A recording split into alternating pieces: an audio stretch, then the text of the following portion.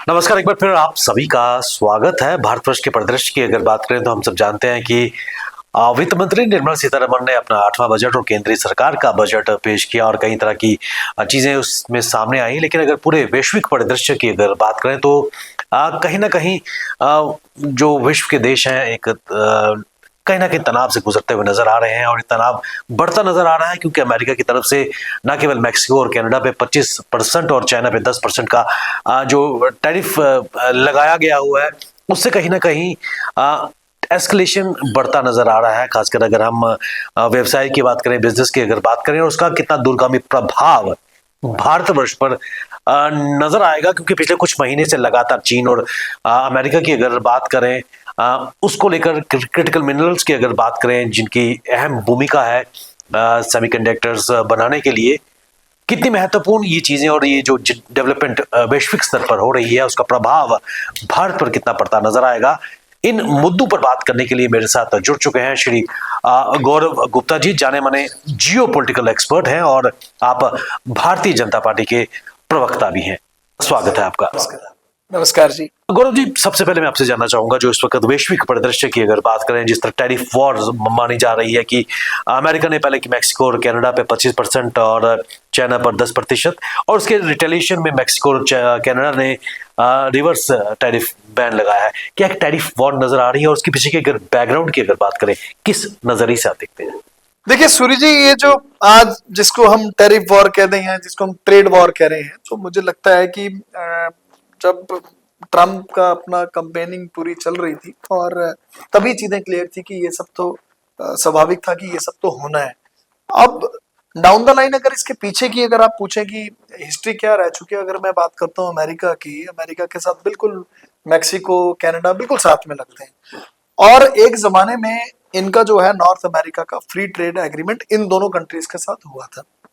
अब आज आपने देख ही लिया जिस तरीके 25% मैक्सिको पे लग गया टैरिफ का, फिर उसके बाद कनाडा पे भी लग गया, फिर 10% फिर इन्होंने चाइना पे भी लगाया, क्योंकि चाइना से तो खास प्यार है उनका। तो ठीक है, आज हम बोलते हैं एक ट्रेड वॉर तो चल रही है, पर कहीं ना कहीं पर अगर आप इसका मेजरली अगर आप मेन रीजन अगर मैं आज समझता हूं तो मुझे लगता है कि जो रीजन इसके पीछे है वो है मेन, अगर मैं मेडिसिन की बात करूं, फैंटानिल की अगर मैं बात करना चाहता हूं, क्योंकि जिस तरीके इतनी डेडली ड्रग ये जिस तरीके अमेरिकन को रोज एक आंकड़ों के अनुसार रोज के रोज 200 के 250 के करीब अमेरिकन जो है अपनी जिंदगी रोज खो रहे हैं। ऐसी ड्रग्स जो कि चाइना से सप्लाई होती है और फिर मैक्सिको और कनाडा में आकर के रास्ते में घुसती है और फिर किसी ना किसी तरीके इलीगल इमिग्रेंट्स की जिसके ऊपर वो जोर डालते हैं उसके थ्रू अमेरिका में पहुंचाई जाती है। मानो कुछ आंकड़ों के अगर मैं आज बात करूं, कुछ आंकड़े हैं मेरे पास। अगर आप अमेरिका की ओवरऑल अगर आप यूएसए की अगर बात करें, अगर हम उनकी मिलिट्री की बात करें, मानो जो अगर मैं कोरिया वॉर की बात करूं जो कि 1950 और 1953 के बीच की जंग थी, उसके लगभग कोई 36,537 उनके सैनिक मारे गए थे। और उसके बाद जब उनकी फिर वियतनाम वॉर हुई, उस समय भी 1964 से लेकर 1973 तक का जो समय था उसमें भी कोई 58,220 के अमेरिकन सोल्जर्स मिलिट्री जो उसमें मारी गई थी। और वर्ल्ड वॉर वन की जब मैं बात करूं जो आपके सामने ही 1917 से लेकर फिर आगे 1919, अगर मैं उसकी भी बात करूं, लगभग जो आंकड़े सामने आते हैं कोई 1,16,516 उसमें भी अमेरिका के सैनिक जो है वो मारे गए थे। उसके बाद फिर वर्ल्ड वॉर टू की जब मैं बात करूं उसमें भी कोई 4,05,399। अब मैं आता हूं जिसकी आज मैं बात कर रहा हूं, जो चिंता का विषय है जो अमेरिका के लिए बना हुआ है, एक ऐसी ड्रग्स, एक ऐसी जहरीली दवाई जो कि मुझे लगता है कि एक जिसकी जब मैं फेनाडिल की बात करता हूँ 1 मिलीग्राम फेनाडिल जो फेनाडिल है वो समझो कि 50 मिलीग्राम हीरोइन जो हीरोइन है उसके बराबर है। मतलब 50 मिलीग्राम अगर आप हीरोइन लेते हैं तो वो तो एक बड़ी मात्रा हुई। आपको सिर्फ 1 मिलीग्राम आपको फेनाडिल लेनी है, जो कि मानो आइस ड्रॉप की तरह डालनी है और आस्ता आस्ता वो अपना काम असर करती है। वैसे फेनाडिल की जब मैं बात करता हूँ, इस ड्रग को यूज भी करते हैं जब हम कोई रिकवरी बड़ा पेन से कोई निकल रहा हो उस समय, मानो एक एक किस्म का स्टेरॉइड की अगर आप बात कर दो। पर आज जो इसकी सप्लाई जो इन देशों द्वारा हो रही है जिसकी जड़ कहीं ना कहीं पर चाइना है, चाइना मैक्सिको और कनाडा को भेजता है और उसके थ्रू फिर वो अमेरिका में एंटर करती है, जो मैंने आपको आंकड़े बताए। और आज आप दंग रह जाएंगे, 2021 से लेके 2023 के आंकड़े जो मैं यूएसए के दे रहा हूं, 2,21,529 वहां के लोगों ने अपनी जान खोई है। वहां के पॉपुलेशन जो इतने लोग वहां पे मरे, आप खुद अंदाजा लगा लो कि इतना बड़ा आंकड़ा। जब मैंने सारी फिगर्स दी, ये तो 2 साल की फिगर्स ही आ गई, 2021 से 2023 में ही आपके 2,21,000 उन्होंने आदमियों को अपने खोया। और लगभग 2000, जब मैं 2023 की अकेले की मैं बात करूं तो उसमें जो इनका डेथ्स का जो टोल था अमेरिका का, वो था 74-75 हजार के करीब, वो भी था। तो आज मानो कहीं ना कहीं पर अमेरिका के लिए एक बहुत बड़ी एक सिरदर्दी बन चुकी थी। और जिसमें मुझे लगता है कि डोनाल्ड ट्रंप द्वारा जो आज ये टैरिफ लगाए गए, किसी तरीके अगर आप देखिए उनका इलीगल जो इमिग्रेंट्स पे जो आज ये तंज कसा जा रहा है, उनको निकाला जा रहा है, वो बिल्कुल सही कर रहे हैं। क्योंकि जिस हिसाब से उनकी पॉपुलेशन जो है कि फेनाटल के साथ मतलब थ्रू किसी ना किसी तरीके उन पर रोज की रोज अपने एक आंकड़े, जो जैसा मैंने पहले भी बताया कि 200-225 लोग रोज मर रहे हैं। तो it's a big big big figure in that way. और मुझे लगता है कि ये सब देखते हुए ही उन्होंने सब टैरिफ लगा दिया। और मानो जब शुरू में जब इनका नॉर्थ अमेरिका का एक फ्री ट्रेड एग्रीमेंट इनके साथ तभी ये हुआ था कि अमेरिका और बिल्कुल साथ में लगता है मैक्सिको और कनाडा। अब आज वहां पर ये इनका उस समय भी अगर आप बात करें, क्योंकि अगर मैं मैक्सिको की बात करूं, ये इनको वहां से चीप लेबर वहां से अवेलेबल हो जाती थी। और जब मैं कनाडा की बात करता हूँ, खुला खुला एरिया तब था। तो मानो अमेरिका अपने देश में अगर कोई गाड़ी भी कोई मैन्युफैक्चरिंग करनी होती है, कुछ करना होता है, मानो बनवाते वहां पर ही है, मैक्सिको में भेजेंगे, वहां की लेबर यूज करेंगे और फिर अपनी जब अपने देश में आती थी वहां से वो महंगी बेचते थे। ये एक इनका एक एक एग्रीमेंट था जिस तरीके चल रहे थे। और आज जिस तरीके के टैरिफ लगे हैं मैक्सिको पे, देन कनाडा पर और एक तरफ पे चाइना पर, तो ये आज वर्ल्ड लेवल पर जब हम देख रहे हैं ट्रेड वॉर की जब हम बात कर रहे हैं, तो मानो कहीं ना कहीं पर वो सामने दिख रहा है। और जिस तरीके रिटेलिएशन में अगर आप देखो, आज इन्होंने भी लगा दिए, ठीक, अगर आपने हमारे पर लगाए हम भी आप पर लगाएंगे। तो आज एक स्थिति बड़ी एक दिलचस्प सी यहाँ पर बन चुकी है। क्योंकि जब हम देखते हैं ओवरऑल ट्रंप का इम्पैक्ट, जब हम बात करते हैं, और हाल ही में आपने देखा कि हमारा भी कल बजट भी हमारा अनाउंस हुआ, तो मुझे लगता है कि आज इंडिया भारत, मुझे फख्र है अपने आप को बोलने के लिए कि हम अपने आप को भारतीय कहते हैं। क्योंकि कल अगर आप देखिए कि जब हमारी वित्त मंत्री ने जब पूरा अनाउंस किया, जब उन्होंने अपना बजट पूरा दिया, तो उसने भी अगर आपने देख लिया कि उस बजट में भी आज इम्पैक्ट तो देखो कहीं ना कहीं पर आप ये नहीं कह सकते कि यूएसए का इम्पैक्ट नहीं, इम्पैक्ट तो कहीं ना कहीं पर है। और आज सारी चीजें अगर आप देखते हैं उस संदर्भ में, आपने देखा होगा कि काफी चीजें हैं जिसपे कस्टम ड्यूटी जो है उस पर उन्होंने कम की। और शुरू से अमेरिका भी कहता था ये कि आप काफी हमारी, जैसे वो 1600 सीसी वाली बाइक्स जो बात हो रही है ना, डेविड हार्टसन की जो हार्ली डेविडसन की बात जब मैं करूं, बाइक्स की बात करूं, उस पर भी तो कहीं ना कहीं पर ये दिखाता है कि अभी हमारे पर कोई ऐसी बात आई नहीं, पर फिर भी to be on safer side हमने अपनी तरफ से एक जेस्चर, एक वेलकम स्टेप कर दिया कि हम भी उस पर हमने अपनी ड्यूटी कम की। अब मानो सैंक्शंस जब लगने की बात है, आप यूएस एड की बात करो, थोड़े दिन पहले ही अगर आपने जिस तरीके देखा, बांग्लादेश पे भी एड बिल्कुल रोक दी। और बांग्लादेश का तो वो हाल हो गया कि परसों आप देखिए जो अनाउंसमेंट हुई, स्विट्जरलैंड ने भी अपनी एड बंद कर दी। तो कहीं ना कहीं पर एक जायंट जो जिसको यूएसए है, वो कहीं ना कहीं पर एक असर तो डालता ही है। और उसी के तहत अब सारे तमाम देश पूरा फोकस करके चल रहे हैं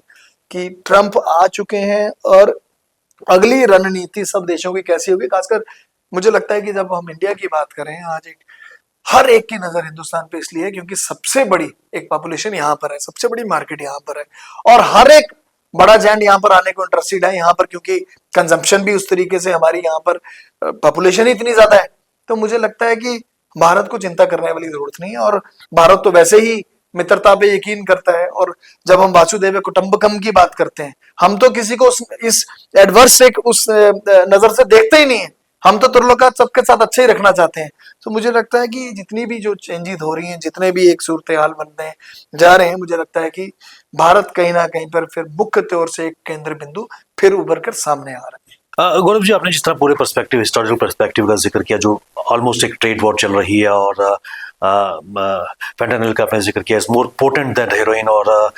manifold more potent than cocaine, और बेशक इसका मेडिसिनल यूज है, लेकिन ओवरडोज से इस वक्त अमेरिका में उनके नागरिक, आंकड़े आपने प्रस्तुत किए, चौंकाने वाले आंकड़े हैं कि हर वर्ष लगभग 1 लाख से ज्यादा वहाँ के जो सिटीजन्स हैं इसके ओवरडोज का शिकार हो रहे हैं, और यही कारण है कि जो उसका रूट है उसको बंद करने का प्रयास किया जा रहा है। चाइना से आपने जिक्र किया, लेकिन कुछ महीने पहले ही ऑलरेडी ताइवान की अगर बात करें, जियोपॉलिटिकल सिचुएशन की अगर बात करें, ऑलरेडी वहाँ पर चाइना और ताइवान और उसके बाद India, Japan, Australia geopolitical situation की अगर बात करें, खासकर सेमीकंडक्टर्स को लेकर भी एक वॉर चल रही थी, और चाइना के पास वो मिनरल्स हैं, गैलियम की बात करें या जर्मेनियम की अगर बात करें, जो बहुत ही प्रेशियस मेटल्स हैं, एक मोनोपोली चाइना के पास है। क्या कहेंगे? देखिए, वो भी एक नई जंग शुरू हो गई है वहां पर भी, क्योंकि आने वाला जो टाइम है ना, इस समय टोटल अगर आप बोलो टेक्नोलॉजी का टाइम है। और जिस तरीके आपने सूर्य जी अभी देखा ही होगा, आप खुद ही जिक्र कर रहे हैं, जिस तरीके चाइना भी आगे बढ़ता जा रहा है, मानो एक बहुत बड़े जेंट की, टेक जेंट की तरह सामने आया है। और थोड़े दिन पहले ही अगर मैं बात करूं तो चैट जीपीटी, जिस पर अमेरिका को फक्र था कि अमेरिका सबको बोलता था कि चैट जीपीटी एआई पे हम लोगों की लीड है, और मन चाहा फिर उन्होंने रेट्स भी चार्ज किए जब उसको बेचा या कुछ किया, किसी वेंडर को भी दिया। आज चाइना ने कहीं ना कहीं पर प्रूफ कर दिया है, क्योंकि ये खलबली जो है कुछ दिन से इसीलिए पड़ गई है क्योंकि चाइना डीप सीक लेकर आ गया। मानो डीप सीक एक ऐसा एडवांस वर्जन एआई का जो कि एक कहीं गुना सस्ते दामों में चैट जीपीटी और एआई के जब कंपैरिजन में आओ, सस्ते में तैयार कर दिया चाइना ने। मानो आज एक किस्म का पूरा यूएस और जितना वेस्टर्न वर्ल्ड है सब आज हिल गए कि चाइना ने कितनी अपनी कैपेबिलिटी शो कर कर आज ये डीप सीक निकाल दिया। डीप सीक की जब मैं बात करता हूं, नेचुरली बात है, जब ये इतना एडवांस आर्टिफिशियल इंटेलिजेंस का जो लेटेस्ट वर्जन आया है, एक तो चीप है, एक तो बनाने में भी देखो, इन्होंने हमसे यूएस की बात करूं, इन्होंने बहुत चार्जेस लिए, इन्होंने जिस जिसको दिया यूज करो आप, उसमें कहीं ना कहीं पर वो भी एक्सपोज हो गए, क्योंकि चाइना ने तो ये ऐसा मॉडल पैरेलली पेश कर दिया जो कि एक कीमतों वाइज भी कम था और उसकी चलाने में भी ज्यादा एडवांस है। और आज मानो कहीं ना कहीं पर एक नई वॉर जो है, टेक वॉर भी शुरू हो गई। टेक वॉर मैं इसलिए कहूंगा क्योंकि अभी पीछे ही यूएसए ने ताइवान को, उनकी कंपनी है टीएसएमसी, उसको मना कर दिया कि टीएसएमसी जो कंपनी है वो सेमीकंडक्टर चिप्स वगैरह बनाते हैं कि नहीं, आप सप्लाई नहीं करोगे। और अभी हालांकि अभी थोड़े दिन पहले ही उन्होंने, यूएसए ने एनवीडिया को भी बोल दिया कि भाई साहब आप चाइना को सप्लाई नहीं करोगे, कहते कि नहीं हम इन पे सप्लाई नहीं करेंगे, आपको रोकना पड़ेगा। मानो उन पर उन्होंने रोक लगा दी। अब इसी के संदर्भ में आपने देखा होगा कि लेटेस्ट जो एक डेवलपमेंट ये हुई हमारे देश में भी, हमारे अश्विनी जो वैष्णव जी हैं, उन्होंने भी अनाउंस किया कि बहुत जल्द इंडिया भी इस स्तर पर अपना एनवीडिया के साथ मिलकर, एनवीडिया से वो हार्डवेयर लेकर अपनी एआई यहाँ पर, चलो आज मुझे लगता है भारत आज उस दिशा पे अपनी सोच लगकर एक आगे रख रहा है, बिकॉज हेडी जो कर रहे हैं अश्विनी वैष्णव, काफी सीरियसनेस से उन्होंने कहा कि जब ये लोग इतना कर रहे हैं, जब चाइना की डीप स्कीक की जब एग्जाम्पल सामने आ गई, उन्होंने भी कहा कि हम भी बहुत जल्द, मानो मुझे बड़ी ज्यादा खुशी हुई कि जब उन्होंने ये अनाउंस किया कि हम भी बड़ी जल्दी एक अपना आर्टिफिशियल इंटेलिजेंट बेस्ड अपना भारत का अपना, हम भी उसको बहुत जल्दी बनाने जा रहे हैं। अब सारी चीजें जब मैं देख रहा हूं, इधर अमेरिका इधर चाइना, जंग लगी हुई है। चाइना आज कहीं ना कहीं पर मुझे अपर एज इसलिए लग रहा है क्योंकि जब हम सेमीकंडक्टर्स की बात करें, चिप्स की बात करते हैं, जो ये सेमीकंडक्टर है, आज एक विशेष तौर पर इसके लिए एक बहुत क्रिटिकल मिनरल्स का यूज होता है। क्रिटिकल मिनरल्स, अभी आप खुद ही बता रहे थे कि क्रिटिकल मिनरल्स की जब मैं बात करूं, चाहे मैं गैलियम की बात करूं या जर्मेनियम की बात करूं या एंटीमनी की बात करूं, सबसे बड़े भंडार अगर आज है वो कहीं ना कहीं पर चाइना के पास है। तो आज ये कहीं पर उलझा हुआ सा मुझे सब दिख रहा है, जो आज मैं अपनी एक दृष्टिकोण से देख रहा हूं कि आज अमेरिका और चाइना की जो आपस में ये सब टेक जायंट चल रही है, लड़ाई चल रही है, आज उसमें अगर आज फायदा सबसे ज्यादा होने वाला है वो हिंदुस्तान को होने वाला है। गौरव जी, मैं वही जानना चाहता था, क्योंकि आर्टिफिशियल इंटेलिजेंस की अगर बात करें, भविष्य यही नज़र आ रहा है, और शायद इसी को परसीव करते हुए वित्त मंत्री निर्मला सीतारमण ने प्रपोज किया 500 करोड़ और centre of excellence in AI की उन्होंने बात की। किस नज़रिए से आप देखते हैं? देखो, फ्यूचर यही है। और मानो सूर्य जी, मुझे इतनी खुशी है जब कल बजट में जब अनाउंस हुआ ना, centre of excellence for AI education. देखो, आज कहीं ना कहीं पर आज वो जंगे नहीं रही कि ऑयल पे जंग होगी या लैंड हड़पने पे, आज जंग है आपकी टेक जायंट की जंग है। और आज जब ये निर्मला सीतारमन जी ने, जब हमारी वित्त मंत्री जी ने कल जब बजट में ये अनाउंस किया, मानो एक खुशी की लहर ऑल ओवर इंडिया तो हुई होगी, पर मुझे व्यक्तित्व तरफ से मुझे बहुत खुशी हुई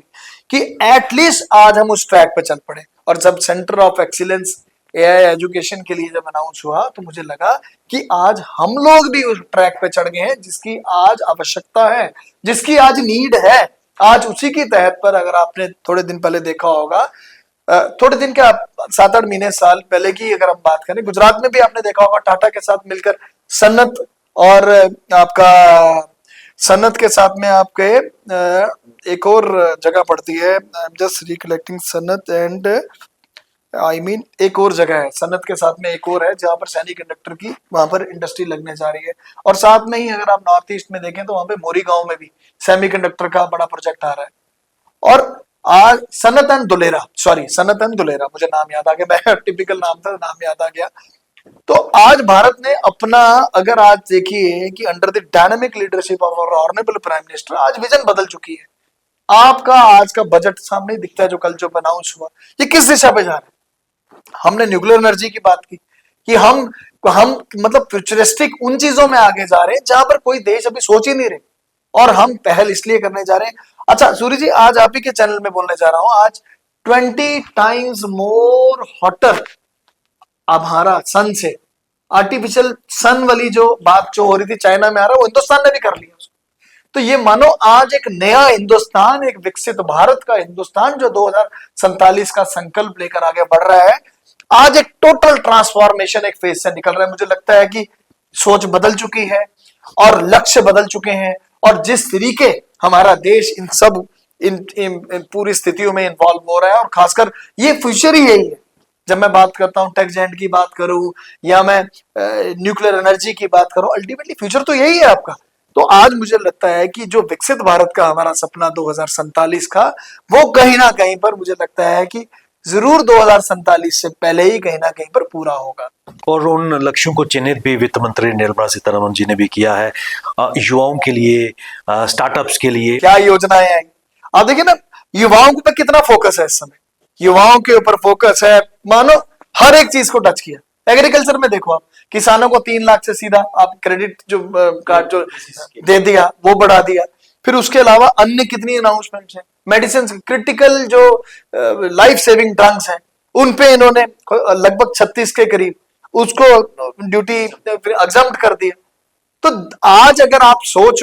बहुत क्लियर है कि हमें आगे बढ़ना है और अपने पूरे नागरिक को लेकर हमने आगे निकलना है। और आज वैसे भी एक मिडिल क्लास जो हमेशा बोलती रहती थी कि हमें कहीं ना कहीं पर मोदी सरकार से बहुत गिला है, बहुत शिकवा है कि हमारी तरफ ध्यान नहीं दिया, कल मानो कहीं ना कहीं पर बम्पर बोनांजा तो वो निकला जब 12 लाख तक सीधा, मानो 12,75,000 सैलरीड लोग,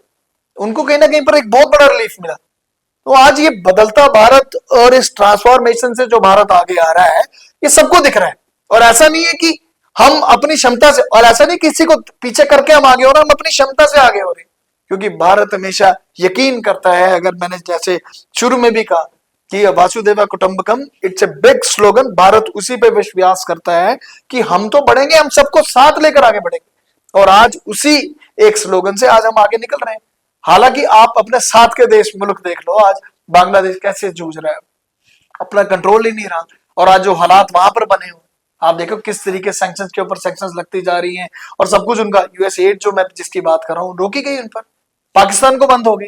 तो हमारा लक्ष्य बड़ा क्लियर है, हम लोग अपने लक्ष्य से बिल्कुल साथ में आगे बढ़ते जा रहे हैं और आगे निकलते जा रहे हैं। और कहीं ना कहीं पर एक दर्शाता है, यही दर्शाता है एक अच्छे लीडर की पहचान, जो कि जिस तरीके हमारे पूरे देश का नेतृत्व हमारे मोदी जी कर रहे हैं, मुझे लगता है कि वो कहीं ना कहीं पर आज जितने विश्व के देश हैं सबकी नजरें आज भारत पर है कि व्हाट नेक्स्ट, ये लोग क्या कर रहे हैं। और हम लोग फ्लेक्सिबल भी हैं, ऐसा नहीं है कि हम अड़ना जानते हैं, पर अपने हकूक और अपने राइट्स को लेना भी हमें आता है। और जिसका एक आपने रिजल्ट देख ही लिया कि हमने जब टैरिफ की बात करो या कुछ हो, हमने भी अपनी तरफ से एक जेस्चर थी कि हमने भी कुछ ड्यूटीज को कम किया, ताकि ऐसा ना कोई सोचे कि हम सिर्फ लेने पे यकीन करते हैं, हम देने पे भी यकीन करते हैं। हमारी सभ्यता, हमारी परंपरा, हमारी संस्कृति हमें दिखाती है कि हम तो देने पे यकीन करते हैं।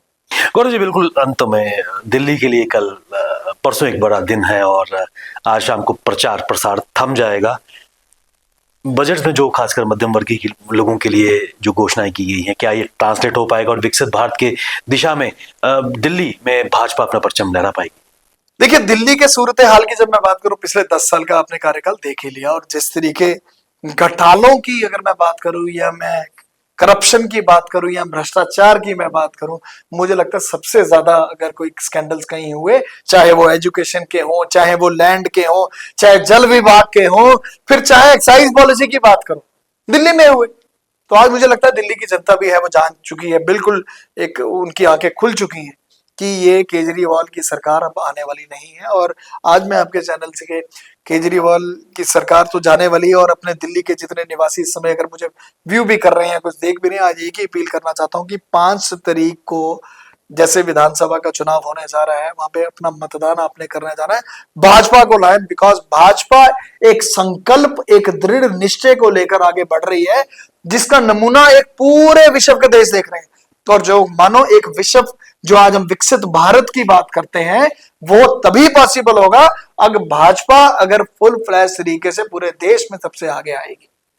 गौरव जी, आप हमारे साथ इस कार्यक्रम में बहुमूल्य जानकारी, खासकर इस वक्त पूरे वैश्विक स्तर पर ग्लोबल जियोपॉलिटिकल सिचुएशन पर आपने बात की, इस वक्त ट्रेड वॉर की बात की, टेक वॉर की बात की, और उस सब के बीच भारत किस प्रकार विकसित होकर आगे बढ़ रहा है उस पर अपने विचार साझा किया। आपका बहुत बहुत धन्यवाद। Thank you so much. ये थे श्री गौरव गुप्ता जी, भारतीय जनता पार्टी के प्रवक्ता और उसके अलावा जाने माने जियोपॉलिटिकल एक्सपर्ट। बने रहिए हमारे साथ, हमें दीजिए इजाजत। नमस्कार।